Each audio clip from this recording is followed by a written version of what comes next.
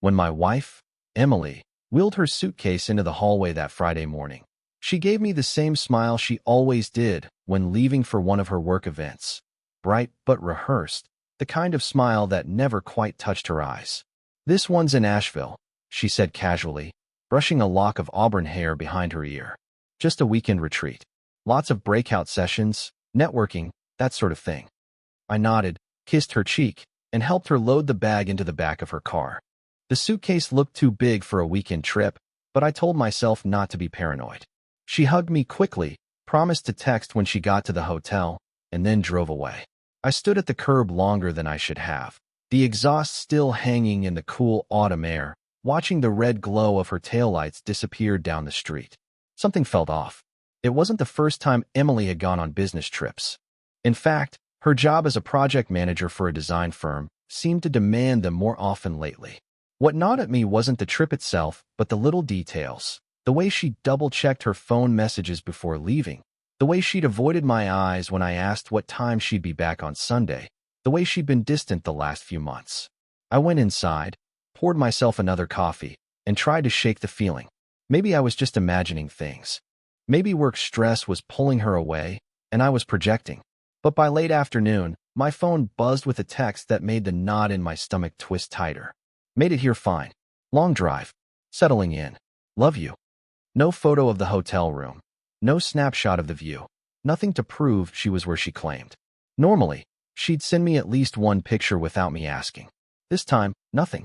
The unease grew into a restless energy I couldn't ignore. I sat in the living room with the blinds half drawn, staring at the muted light slanting across the floorboards. The house was quiet without her and without our daughter, who was spending the weekend at my parents' place. Too quiet. At 7 o'clock, I drove into town, telling myself I needed groceries. Instead, I found myself circling familiar blocks, my thoughts spiraling. That was when I saw her car. It was parked 2 streets over from her office building, in front of a townhouse with a porch light glowing warmly against the dusk. The sight punched the air from my lungs.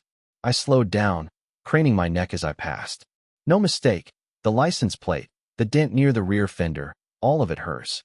For several minutes, I parked around the corner, hands gripping the steering wheel so hard my knuckles whitened. I tried to tell myself it could be coincidence. Maybe a coworker borrowed it. Maybe she drove back unexpectedly.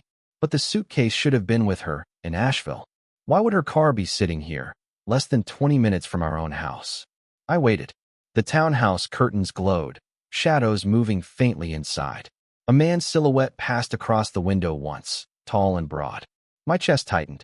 I thought of Emily's careful smile that morning, the weight of her suitcase, the vague promise of networking.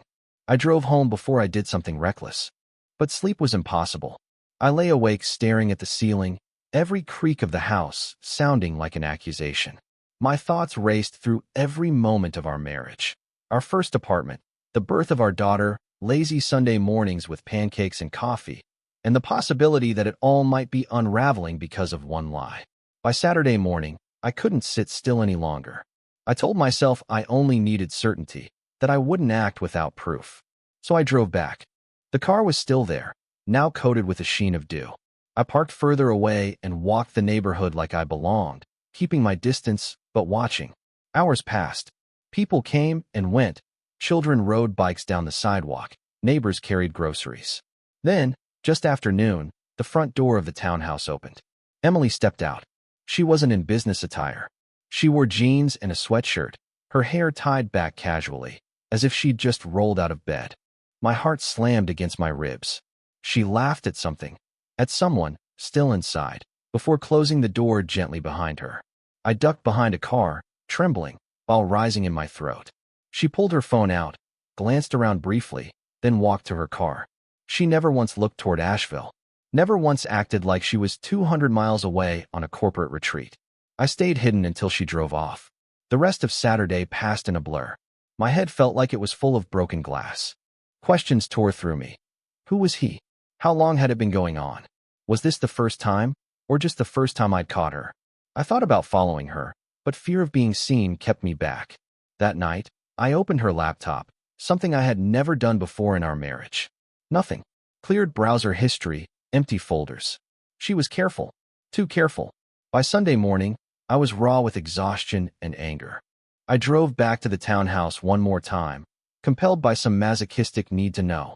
The car was parked there again, curtains drawn tight this time. I sat for nearly an hour, the engine off, my breath fogging in the cold. When she finally left, suitcase in tow, I nearly laughed out loud at the audacity.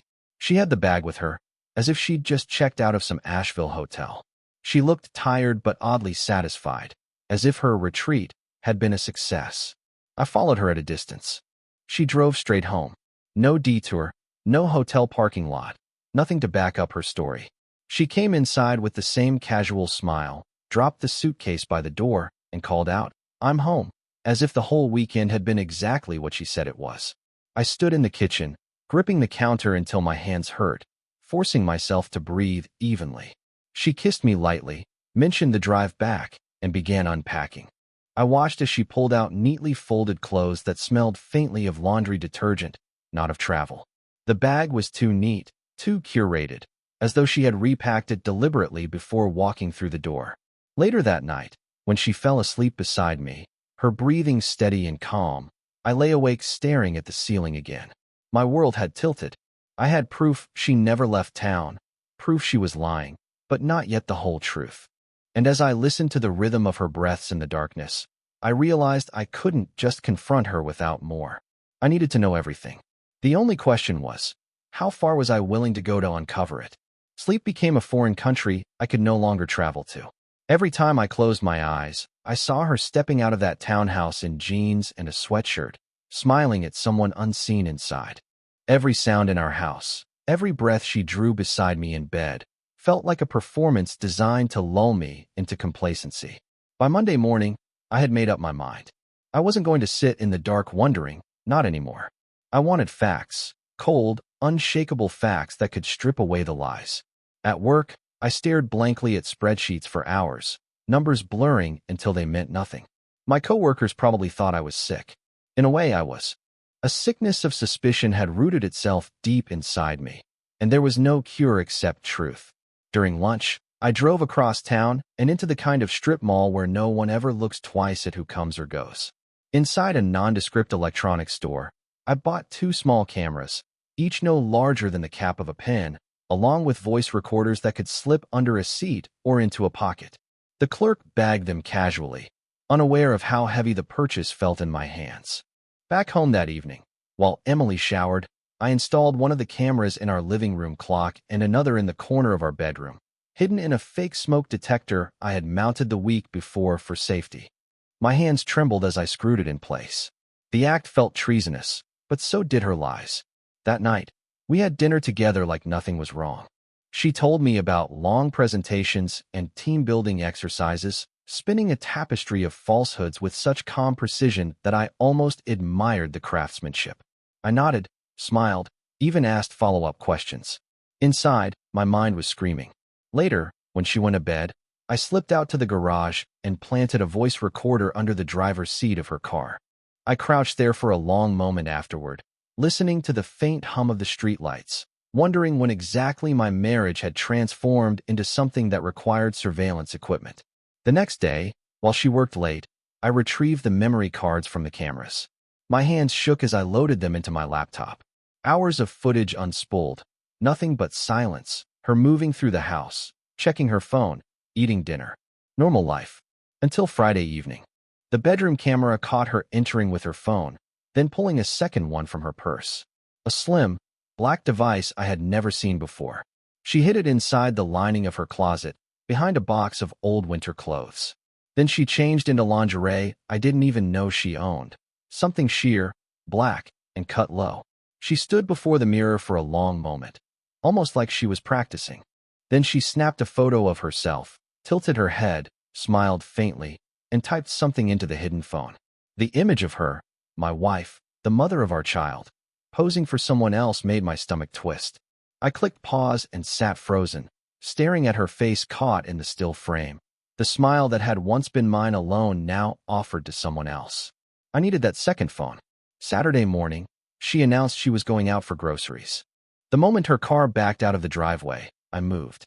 I opened the closet, pushed aside the winter clothes, and found the phone exactly where she had hidden it. My hands shook as I powered it on. No passcode. That detail struck me harder than anything else. It was meant to be accessible, ready for quick concealment. The screen lit up with a flood of messages. The first one read, "Last night was perfect. Same time next week." The sender was saved under a single initial, D. I scrolled further, heart pounding, while rising in my throat. Messages filled the screen. "I can't stop thinking about you. He has no idea, does he? Wear that black set tonight." Each word cut deeper than the last. There were photos too.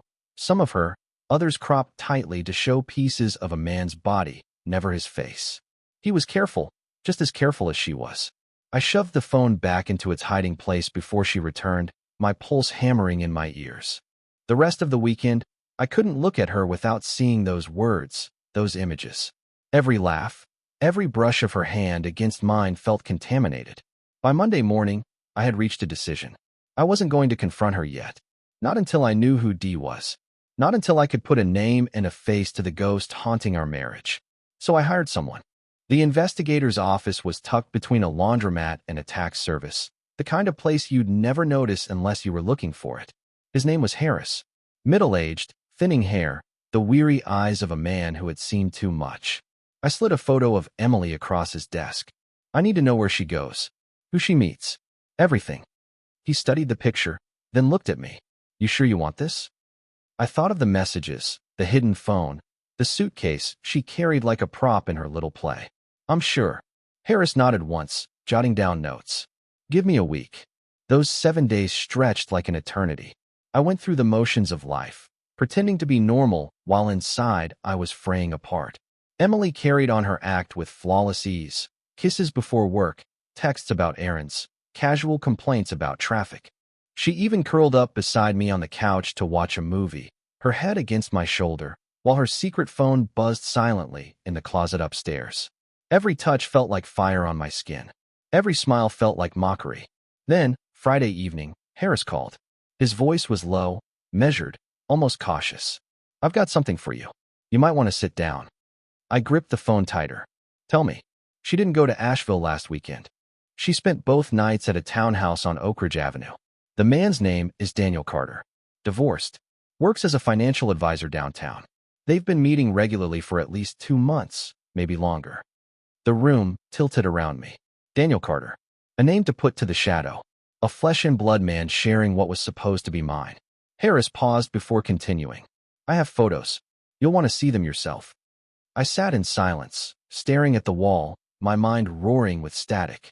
Emily was in the kitchen, humming softly as she chopped vegetables for dinner, unaware that her carefully constructed lies were collapsing. When I finally spoke, my voice didn't sound like mine.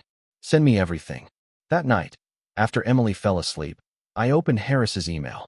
One photo showed her stepping out of the townhouse, her hand brushing Daniel's arm.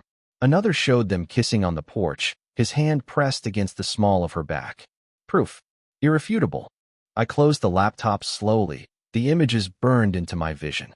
My chest ached with rage, betrayal, grief, all tangled together until I could hardly breathe. But under it all, another emotion began to stir, something colder, sharper. If Emily wanted to play this game in shadows, then I would drag everything into the light. I lay awake until dawn, my plan beginning to take shape. And then, just before sunrise, my phone buzzed with a new message. It was from an unknown number. 3 words glowed on the screen. "You don't know." That message, "You don't know," burned into my retinas like an afterimage. I stared at it in the pre-dawn gloom of the bedroom, the glow from my phone the only light. Beside me, Emily shifted in her sleep, her hand grazing my arm as if nothing had changed, as if her lies weren't spilling through every vein of my body. I almost woke her. I almost shoved the screen in her face, demanded an explanation, demanded names and dates and reasons. But something in those 3 words stopped me. "You don't know." The phrasing wasn't Emily's. She was careful, deliberate. This was something else, someone else. I waited for another message, but none came. Whoever it was wanted me unsettled, and they had succeeded. At breakfast, Emily poured herself coffee and talked about work deadlines, her tone light and ordinary. I nodded in all the right places, but every word she spoke felt like static. My mind was on the phone in my pocket, the unanswered question gnawing at me. You don't know what? By noon, I couldn't stand it. I stepped outside under the pretense of making a work call and dialed Harris, the investigator. I got a text, I told him. Someone knows. Knows what? His voice sharpened. About Emily. About Daniel. About everything. Could be him, Harris said. Sometimes the other man wants to scare the husband off. Or it could be someone who's seen them together. The idea of Daniel Carter, sending me anonymous messages twisted my gut with fresh rage. Then he's not just taking my wife. He's taunting me. Stay calm, Harris urged. I'll run the number. See what I can pull. I thanked him, though my voice was flat, hollow. That evening, Emily came home late, claiming traffic had been brutal. She slipped off her heels, rubbed her temples, and sank onto the couch with a weary sigh. I studied her, searching for cracks in the performance. Her phone buzzed once, her real phone. She glanced at it, smiled faintly, and typed a quick reply before setting it down. I excused myself to the garage and checked the recorder I'd hidden in her car. Hours of muffled noise, the hum of the engine, faint strains of the radio. And then, a voice. Not Emily's. A man's. Next weekend, same place. He'll never know. Daniel's voice. The blood drained from my face. Hearing him, the casual certainty, the confidence with which he dismissed me, ignited something primal inside me. I slammed my fist against the workbench hard enough to leave my knuckles throbbing. I replayed the clip until I had memorized the rhythm of his words, the smugness in his tone. He thought I was blind, a fool. He thought I would sit quietly in the dark while he stole my life. But I wasn't blind anymore. Over the next few days, I moved like a man possessed. I checked the cameras, scrolled through her hidden phone whenever she wasn't home, piecing together the secret world she had built with Daniel. Dinners, weekends, whispered promises. He wasn't just a fling. He was a parallel life she had woven behind my back. And yet, that anonymous message lingered. You don't know. What didn't I know? Harris still hadn't traced the number, which only deepened the sense that something larger was unfolding. Thursday night, I found my answer, or at least a part of it. Emily fell asleep on the couch, wine glass empty on the table. I slipped upstairs, retrieved the hidden phone, and scrolled deeper into her messages with Daniel. Buried among the declarations of longing was a thread I hadn't noticed before. We can't keep hiding forever. He'll find out eventually. Not yet. It's not just us on the line. My stomach dropped. Not just us. The words repeated in my head like a drumbeat. Was she pregnant? The thought hit me like a physical blow. After my vasectomy, after all our conversations about being done with children, had she chosen to start a new family with him instead? I shut the phone, returned it to its hiding place, and stood in the darkened hallway, the weight of betrayal pressing down until I could barely breathe. Friday morning, Harris called again. I traced the number. It's not Daniel. It's registered to a woman. Doesn't seem connected to him at all. A woman. My pulse quickened. Who? I'm still digging. Could be a friend of hers. Could be someone else entirely. Or someone warning me. That too, Harris admitted. Be careful. Whoever it is knows enough to rattle you. That night, I couldn't bring myself to lie beside Emily. I told her I had work to finish and stayed in the office downstairs until dawn, the glow of the computer screen blurring as my thoughts spiraled. I thought about our daughter, about the life we had built, about the promises we had made. And I thought about Daniel's voice on the recorder, smooth and sure, claiming what wasn't his. By Saturday morning, I had reached a terrible clarity. It wasn't enough to know. It wasn't enough to watch. If I was going to survive this, if I was going to reclaim any piece of myself, I needed to act. So I followed her. She told me she was going to brunch with coworkers. I watched her leave, then trailed her car at a distance, weaving through traffic until she turned onto Oak Ridge Avenue, the townhouse. I parked 2 streets away and walked slowly, keeping to the shadows of the trees. The porch light was on, even in daylight. The door opened, and Daniel stepped out, waiting. Emily hurried up the path and into his arms, her laugh carrying across the street.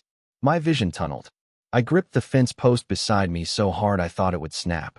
And then, movement, someone else, across the street. A woman, watching them just as I was, hidden partly behind a tree.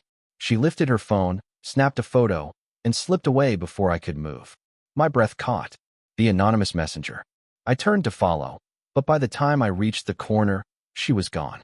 When I returned home later, Emily breezed in hours afterward, cheeks flushed, hair tousled, spinning some story about a co-worker's birthday brunch. I nodded, letting her talk, but inside, the storm was reaching its breaking point. That night, long after she'd fallen asleep, I sat alone in the living room with Harris's photos spread across the table. Emily and Daniel, their hands entwined, their lips locked. Evidence enough to shatter everything. But in the corner of one photograph, almost unnoticed, was a shadowy figure, a woman's silhouette with a phone raised, capturing the same scene from another angle. Proof that I wasn't the only one watching. And then my phone buzzed again. Another message, no number attached, just words on the screen. You don't know the half of it. I sat frozen in the living room, the glow of my phone screen burning against the darkness. You don't know the half of it. The photographs of Emily and Daniel lay scattered across the table like a deck of poisoned cards. I couldn't tear my eyes from that single line, though. Someone was watching me as much as I was watching them. Whoever it was wanted me rattled, wanted me questioning not just Emily's lies but the very ground I stood on. I stared at the silhouette in Harris's photo, the woman across the street. She hadn't just happened to be there. She had been documenting Emily and Daniel long before I even suspected. But why? For the rest of the night, I barely moved. I sat until the first pale streaks of dawn crept through the blinds. The house hushed except for Emily's, even breathing upstairs. My pulse hammered like a war drum. The next morning, I pretended nothing was wrong. I poured coffee, asked Emily about her weekend plans. She smiled faintly and mentioned needing to catch up on laundry. To anyone else, it would have sounded ordinary. To me, it was theater. When she went upstairs, I pulled out her hidden phone again. The latest messages chilled me. He's getting suspicious. Don't worry. I've got him under control. We can't slip now. I scrolled further, my hands trembling. Then I found it. A message not from Daniel, but from an unsaved number. Stop. He's not who you think he is. Emily hadn't responded, but she hadn't deleted it either. That same afternoon, Harris called. Your mystery woman, she's real. Name's Marissa Caldwell. She used to work with Daniel, back when he was still married. According to what I dug up, she's his ex. Things ended badly. Restraining order level badly. An ex. My mind reeled. So she's the one sending the messages? Almost certainly. If she's watching him, and now watching your wife, then yeah, my guess? She's obsessed. Maybe trying to warn you. Maybe trying to make trouble. Could be both. I paced the living room, gripping the phone so hard it nearly cracked. So she knows everything. She knows enough, Harris said. But be careful. People like her, there's no telling how far they'll go. I thanked him, though my chest felt heavier than ever. If Marissa was the one leaving cryptic warnings, then the entire situation was more tangled than I imagined. Emily hadn't just betrayed me. She had tied herself to a man with a trail of wreckage behind him, and now his past was leaking into our lives. That night, I couldn't keep up the facade anymore.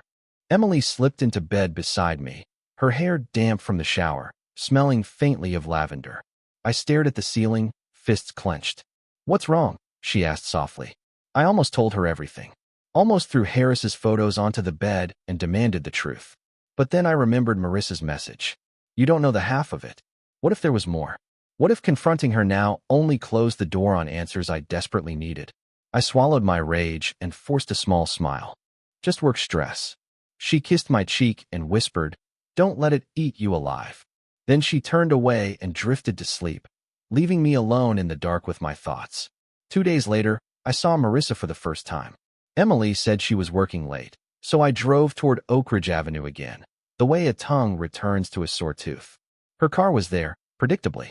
I parked a few blocks away and waited, eyes locked on the townhouse.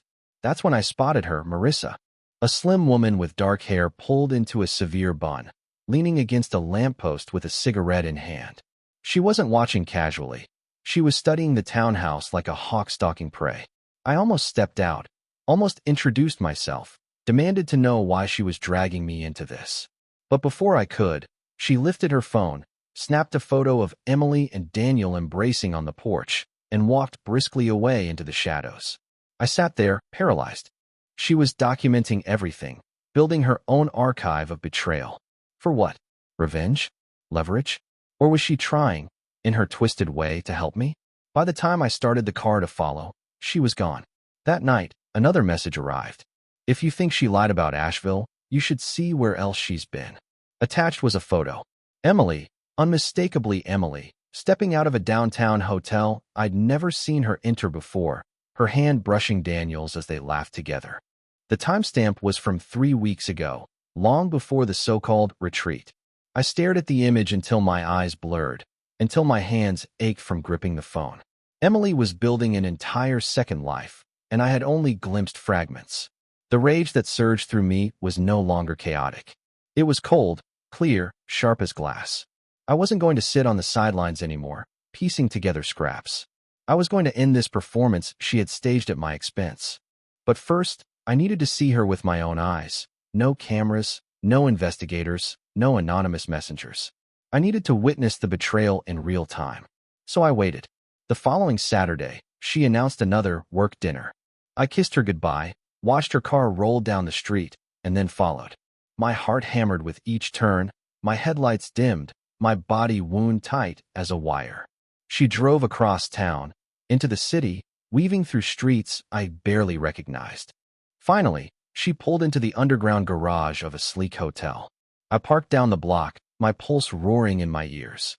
I walked in through the side entrance, the kind reserved for staff and delivery drivers, and climbed the stairwell until I reached the mezzanine. From there, I had a clear view of the lobby. Emily emerged from the elevator. She wasn't alone. Daniel was at her side, his hand resting on the small of her back like it belonged there. They were laughing, leaning close, oblivious to the world. She looked radiant, alive in a way she hadn't with me for months. I gripped the railing, my nails digging into the paint. My wife, my Emily, was living someone else's life right in front of me. And then Daniel turned, and for the first time I saw his face clearly. It wasn't just smugness etched there. It was recognition. Because I knew him. Not well, not intimately, but I knew him. I had shaken his hand at a neighborhood fundraiser 2 summers ago. He lived just 4 blocks from us. Daniel Carter wasn't just her lover. He was practically our neighbor. The shock nearly buckled my knees. She hadn't just chosen some stranger in another city. She had chosen a man close enough to pass by our house. Close enough that he might one day wave at me while mowing his lawn. The betrayal seared deeper than ever. I forced myself to leave before I lost control. The night air was sharp and cold as I stumbled back to my car, my mind a whirlpool of fury and disbelief. And waiting on the windshield was an envelope. No note, no name, just a thick stack of photos inside. Photos of Emily. Photos of Daniel. Photos of them together in places I hadn't even known to look. On the back of the last one, scrawled in black ink, were 4 words that chilled me to the bone. Meet me tomorrow. Alone. I didn't sleep the night I found that envelope on my windshield. I laid the photographs out across my desk like a grotesque gallery, each one another nail in the coffin of my marriage. Emily and Daniel in his townhouse. Emily and Daniel outside that hotel. Emily and Daniel in the corner booth of a restaurant I had once taken her to on our anniversary. They were a life stitched together in shadows, and every image mocked me with proof of how far the lie had gone. But it wasn't just the photos. It was the message. Meet me tomorrow. Alone. Morning arrived like a punishment. Emily bustled around the kitchen, pouring coffee, feeding our daughter cereal, humming softly. She was radiant in her ordinary domesticity, every gesture polished, every smile a dagger. I forced my own mask into place, kissed her cheek before she left for work, and then drove to the address written on the back of one of the photos. It was a cafe on the edge of town, quiet, the kind of place where secrets could be exchanged without drawing attention. I arrived early, took a corner seat, and ordered nothing but black coffee. My hands never stopped shaking. At 11 sharp, she appeared. Not Emily, Marissa. She slid into the chair across from me, sunglasses hiding her eyes, a thin smile playing on her lips. Up close, she looked younger than I expected, though there was a brittle quality about her, like glass stretched too thin. You don't know me, she began softly, but I know Daniel. And now, I know your wife. I leaned forward, my voice a low rasp. Why are you doing this? Why send me all this? She removed her sunglasses, revealing sharp, dark eyes that seemed to cut through me. Because I lived it before you. Daniel ruined my life. And now he's going to ruin yours. Her story spilled out in fragments. How she had fallen for Daniel when she worked at his firm, how he charmed her, how he lied to her husband, her friends, her colleagues. How it all came crashing down when she discovered he was juggling not one affair, but three. When she tried to break away, he grew possessive, controlling. She left, filed a restraining order, and disappeared from his orbit. Until Emily. I've watched them for weeks, Marissa said, her voice taut. The same patterns. The same promises. He doesn't change. He doesn't love her. He's using her. And when he's done, he'll discard her the way he discarded me. I sat in silence, the bitter taste of coffee clinging to my tongue. I wanted to reject her words, but I knew they were true. I had seen Daniel's type before. Confident, magnetic, predatory. Emily wasn't his first, and she wouldn't be his last. What do you want from me? I asked finally. She leaned closer, her eyes gleaming. I want him exposed, and I want her to see what kind of man she's throwing her life away for. That afternoon, I formed a plan. Not reckless violence, though the temptation burned hot in my chest. No, I wanted something lasting, undeniable, something that would collapse their little stage play in one brutal act. Saturday evening, Emily claimed she had another work event. I let her go without protest. The moment her car disappeared, I followed.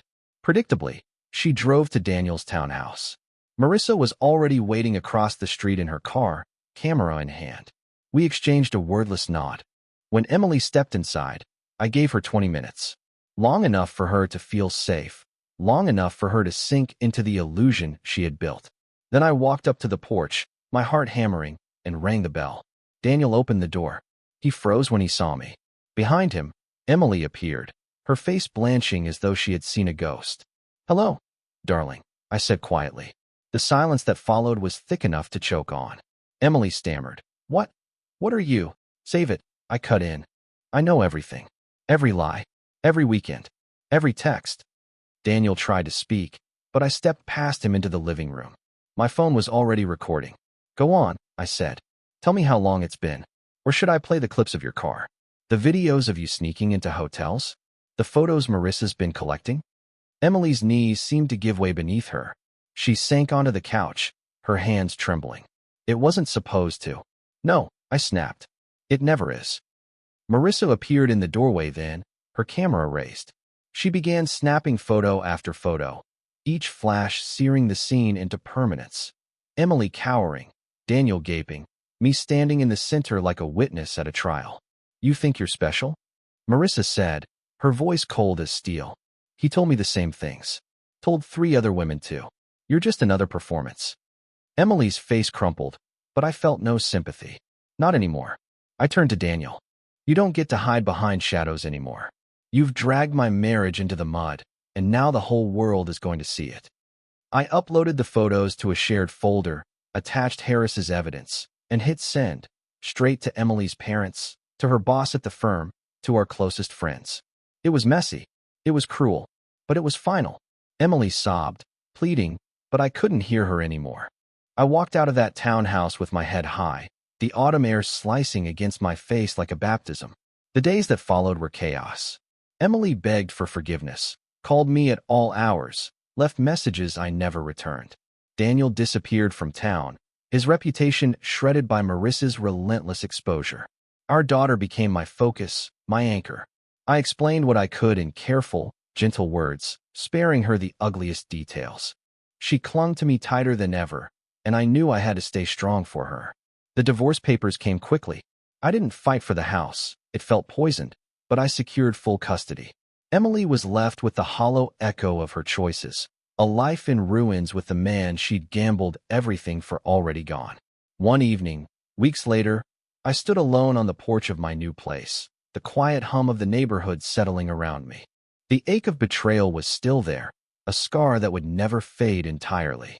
But beneath it, something steadier had begun to grow, a sense of clarity, of freedom. Emily had lied. Daniel had manipulated. Marissa had haunted the shadows. But in the end, I had walked through the fire and come out the other side, scarred but unbroken. For the first time in months, I could breathe without tasting ashes. And as I closed the door behind me, I realized the most important truth of all. I no longer needed to know why she had done it. It didn't matter anymore. I was done living in the shadow of lies. I was free.